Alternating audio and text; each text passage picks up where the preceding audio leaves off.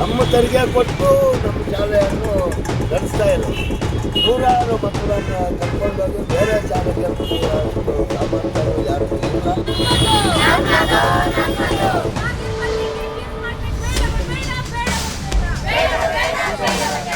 KPS magnet ವಿರೋಧಿಸಿ ಪ್ರತಿಭಟನೆ.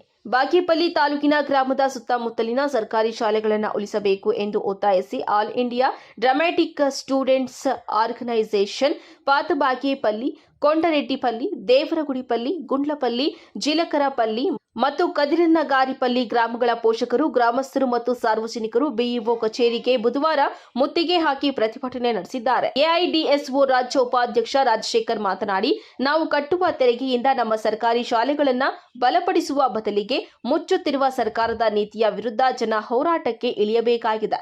ಗ್ರಾಮೀಣ ಶಾಲೆಗಳನ್ನು ಮುಚ್ಚಿ ಮಕ್ಕಳನ್ನ ಶಿಕ್ಷಣದಿಂದ ಆಚೆ ತಳ್ಳುವ ಹುನ್ನಾರ ಸರ್ಕಾರದ ಕೆಪಿಎಸ್ ಮ್ಯಾಗ್ನೆಟ್ ಶಾಲೆಗಳ ಹಿಂದೆ ಅಡಗಿದೆ ಎಂದು ಕಿಡಿಕಾರಿದ್ದಾರೆ. ಮನವಿಯನ್ನ ಸ್ವೀಕರಿಸಿದ ಕ್ಷೇತ್ರದ ಶಿಕ್ಷಣಾಧಿಕಾರಿಗಳಾದ ವೆಂಕಟೇಶಪ್ಪನವರು ಗ್ರಾಮಸ್ಥರನ್ನ ಉದ್ದೇಶಿಸಿ ಮಾತನಾಡುತ್ತಾ, ಜನರ ಆಗ್ರಹವನ್ನ ಮೀರಿ ಯಾವುದೇ ಕಾರಣಕ್ಕೂ ಊರಿನ ಸರ್ಕಾರಿ ಶಾಲೆಯನ್ನ ಮುಚ್ಚಲಾಗುವುದಿಲ್ಲ. ಜೊತೆಗೆ ಗ್ರಾಮದ ಶಾಲೆಗೆ ಅಗತ್ಯವಿರುವ ಸೌಕರ್ಯಗಳನ್ನ ನೋಡಿ ಪೂರೈಸಲಾಗುವುದು ಎಂದು ಭರವಸೆ ನೀಡಿದ್ದಾರೆ. ಪ್ರತಿಭಟನೆಯಲ್ಲಿ ಸಾರ್ವಜನಿಕ ಶಿಕ್ಷಣ ಉಳಿಸಿ ಸಮಿತಿಯ ಉಪಾಧ್ಯಕ್ಷರಾದ ಕೃಷ್ಣ, ಹನುಮೇಶ್, ವಿನಯ್ ಚಂದ್ರ, ಪಾತಬಾಗೇಪಲ್ಲಿ ಎಸ್ಡಿಎಂಸಿ ಸಮಿತಿಯ ಅಧ್ಯಕ್ಷರಾದ ಅಶೋಕ್, ರೈತ ಹೋರಾಟಗಾರರಾದ ವೆಂಕಟಶಿವಾರೆಡ್ಡಿ, ವಕೀಲರಾದ ಜಿಬಾಬು, ಕದಿರನ್ನಗಾರಿಪಲ್ಲಿ ಗ್ರಾಮದ ಅಶ್ವಥ್ ನಾರಾಯಣ, ಕೊಂಡಿರೆಡ್ಡಿಪಲ್ಲಿಯ ಅಶ್ವತ್ಥರಾಮ ಮತ್ತು ಇನ್ನೂ ಹಲವರು ಉಪಸ್ಥಿತರಿದ್ದರು. ವರದಿ ಗೋಪಾಲರೆಡ್ಡಿ, ನಂದಿ ಟಿವಿ ನ್ಯೂಸ್, ಬಾಗೇಪಲ್ಲಿ.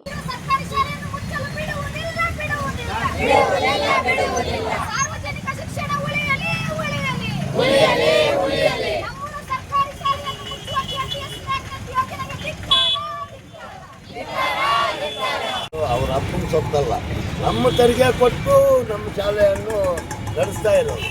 ನೂರಾರು ಮಕ್ಕಳನ್ನು ಕರ್ಕೊಂಡೋಗಿ ಬೇರೆ ಶಾಲೆಗೆ ಬಿಡುವಷ್ಟು ಸಾಮರ್ಥ್ಯನೂ ಯಾರಿಗೂ ಇಲ್ಲ. ನಾವು ಬಿಡೋದು ಇಲ್ಲ. ಅದು ಏನೇ ಆಗಲಿ, ಎಲ್ಲಿಗಾಗಲೂ ಸಿದ್ಧವಾಗಿ ನಾವು ಬಂದು ಹೋರಾಟ ಮಾಡಿ ನಮ್ಮ ಶಾಲೆಗಳನ್ನು ನಾವು ಉಳಿಸ್ಕೊಂಡು ಅಲ್ಲಿಗೆ ಹೋಗಿ ನಾವೇ ಅರಿವು ಮೂಡಿಸಿ. ಇವಾಗ ಒಂದು ಶಾಲೆ ಬೇಕಂದರೆ ಎಷ್ಟು ದಿವಸ ನಾವು ಆವಾಗ ಶಾಲೆ ಕಟ್ಟುವಾಗ ಜಾಗ ಇಲ್ಲದೆ ಇದ್ದರೆ ಯಾರೋ ಪುಣ್ಯಾತ್ಮ ಫ್ರೀ ಹಾಕ್ಬೋದು ನಾವು ಓಪನ್ ಮಾಡ್ತೀವಿ. ಆವಾಗ ಇವಾಗ 4-5 ಜನ ಮೇಸ್ಟ್ರುಗಳಿದ್ದಾರೆ, ಚೆನ್ನಾಗಿ ನಡೀತಾ ಇದೆ. ಒಂದು ತಿಂಗಳು ನಾನು ಹೋಗಿ ಅಲ್ಲಿ ಮೀಟಿಂಗ್ ಮಾಡ್ತಾಯಿದ್ದೀನಿ. ಓದೋದ್ರಲ್ಲಿನೂ ಚೆನ್ನಾಗಿ ಇಂಟೆಂಟಾಗಿ ಓದ್ತಾ ಇದ್ದಾರೆ. ಆದ್ದರಿಂದ ನಮ್ಮ ಶಾಲೆಗಳ ಮುಚ್ಚಕ್ಕೆ ಅವಕಾಶನೇ ಇಲ್ಲ, ನಾವು ಬಿಡೋದು ಇಲ್ಲ. ನನ್ನ ಹೆಸರು ತುಳಸಿ ಅಂತ, ಎಐಡಿಎಸ್ಒ ವಿದ್ಯಾರ್ಥಿ ಸಂಘಟನೆಯಿಂದ.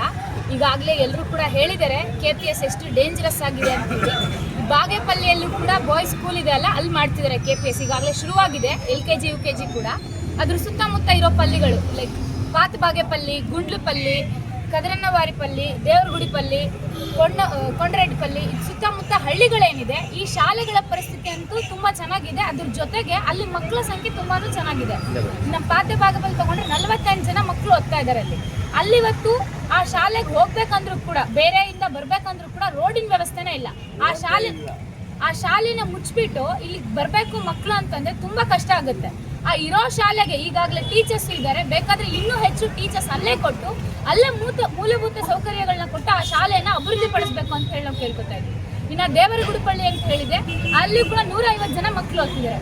ಆ ಶಾಲೆ ಕೂಡ ತುಂಬಾ ಚೆನ್ನಾಗಿದೆ ಸರ್. ಇನ್ನು ಕೊಂಡರೆಡ್ಡಿಪಲ್ಲಿಯಲ್ಲಿ 68 ಜನ ಮಕ್ಕಳು ಓದ್ತಾ ಇದ್ದಾರೆ. ಸುತ್ತಮುತ್ತ ಹಳ್ಳಿಗಳಲ್ಲಿ ಎಲ್ಲ ಹಳ್ಳಿಗಳಲ್ಲೂ ಕೂಡ ಮಕ್ಕಳ ಸಂಖ್ಯೆ ಇದೆ, ಆದರೂ ಕೂಡ ಮುಚ್ಚೋ ಲಿಸ್ಟಲ್ಲಿ ಆ ಶಾಲೆಗಳನ್ನ ಬಿಟ್ಟಿದ್ದಾರೆ.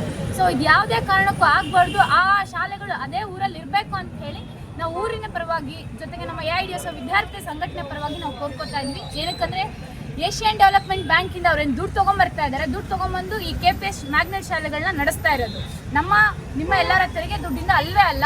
ಸೊ ಇವಾಗ ನಮ್ಮೂರಲ್ಲಿ ನಾವೇನು ಜನಗಳೆಲ್ಲ ತೆರಿಗೆ ದುಡ್ಡು ಕಟ್ತಾ ಇದ್ವಿ, ನಮ್ಮೂರಲ್ಲಿ ಶಾಲೆ ಇರಲೇಬೇಕು ಅಂತ ಹೇಳಿ ಎಲ್ಲರೂ ಕೂಡ ಆಗ್ರಹಿಸ್ತಾ ಇದ್ವಿ. ಇಷ್ಟಿತ್ತು ಅದೇ ಇದೆ.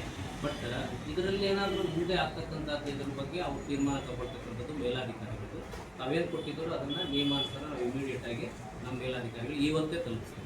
ಸರಿ, ಎರಡು ವಿಷಯ ಅಂದರೆ, ಒಂದು ಟೀಚರ್ ಟ್ರಾನ್ಸ್ಫರ್ ನಾವು ಯಾವ ಸ್ಪೆಸಿಫಿಕ್ ಆಗಿ ಹೇಳ್ತಾ ಇದ್ದೀವಿ ಅಂದರೆ, ಈ KPS ಮ್ಯಾಗ್ನೆಟ್ ಬಾಗೇಪಲ್ಲಿ ಬರ್ತಾ ಇರೋದ್ರಿಂದ ಹಳ್ಳಿ ಶಾಲೆಯಲ್ಲಿರೋ ಟೀಚರ್ಸ್ ಅನ್ನ ಅಲ್ಲಿಂದ ನಾವು ಈ ಕಡೆ ಕಳಿಸ್ತೀವಿ, ಅಲ್ಲಿ ಗೆಸ್ಟ್ ಟೀಚರ್ಸ್ ನ ಕೊಡ್ತೀವಿ, ಅಲ್ಲಿ ಪಾಠ ಮಾಡ್ಕೊಳ್ಳಿ, ಅಲ್ಲಿರುವಂತ ಪರ್ಮನೆಂಟ್ ಟೀಚರ್ಸ್ ನ ನಾವು ಮ್ಯಾಗ್ನೆಟ್ ಶಾಲೆ ಕಳಿಸ್ತೀವಿ ಅನ್ನೋ ಒಂದು ಮಾತುಕತೆ ಏನ್ ನಡೀತಾ ಇದೆ ಅಂತದ್ ಆಗದೆ ಇರೋ ತರ ನೀವು ಜವಾಬ್ದಾರಿ ವಹಿಸಿ ಅನ್ನೋದನ್ನ ಕೇಳ್ತಾ ಇದೀವಿ. ನಾನಲ್ಲ, ಅದು ನಾನು ಜವಾಬ್ದಾರಿ, ನಾ BOC ಜವಾಬ್ದಾರಿ ಕೊಡಲ್ಲ, ಅದನ್ನ ಇಲಾಖೆ ಕೊಟ್ಟಾಗ. ಬಟ್ ಆ ಕಾನ್ಸೆಪ್ಟ್ ಅದನ್ನೇನು ಇದುವರೆಗೆ ಯಾರು ಹೇಳಿಲ್ಲ.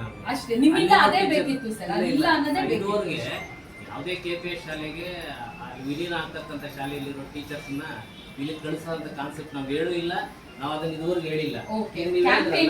ಈಗ ನೀವು ಹೇಳಿದ್ರಲ್ಲ, ಇವಾಗ ಎಕ್ಸಾಂಪಲ್ ಇಲ್ಲಿನ MPBS ಶಾಲೆಗೆ ಯಾವುದು ಗುಂಡ್ಲುಪಲ್ಲಿ ಶಾಲೆನ ಹಾಕಬೇಕು, ಗುಂಡ್ಲುಪಲ್ಲಿ ಟೀಚರ್ಸ್ ನಾವು ಇಲ್ಲಿಗೆ ಹೇಳೂ ಇಲ್ಲ, ಅವ್ರು ನಾವು ಕಳಿಸಲಿಲ್ಲ. ಆ ಮಕ್ಕಳು ಅಲ್ಲೇ ಇದ್ದಾರೆ.